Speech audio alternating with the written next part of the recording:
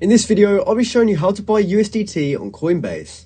Now, this can be done on your PC on the Coinbase website or on the mobile app, so it doesn't actually matter which device you're using. But to start with, you want to go ahead and open up Coinbase. From there, when you're logged in, it should look something like this. And since we're trying to buy USDT, we're going to go up to the top right corner and choose to buy and sell.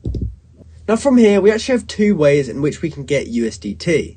We can either buy it with our local currency, or we can swap an existing coin for USDT. So if you're trying to take money out of your bank account, for example, to buy USDT, what you can do is first be on this screen and be on the buy tab, and you then want to select Bitcoin, and you can either click USDT here or search for it if you can't see it.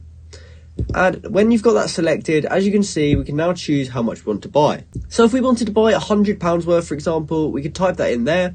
And from there, we will need to pay with our local currency wallet, which in my case is my GBP wallet.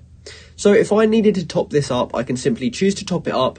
And from there, I'll be able to get the details that I need to add money to my GBP wallet. And once that money is added, you can simply go ahead and buy, and you will have successfully bought tether or USDT with that GBP balance. Now, if you needed to convert it, you could go over to this convert tab at the top. And as you can see, I've got some Bitcoin in my wallet. Let's just say I wanted to swap that Bitcoin for USDT. What I can do is come down to the bottom one, because we're swapping from Bitcoin to, and then I can select that and choose USDT.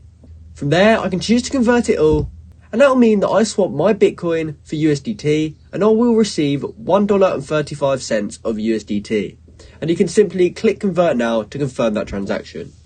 So that's both of the ways in which you can buy USDT on Coinbase. I hope you found this video helpful, and thanks for watching.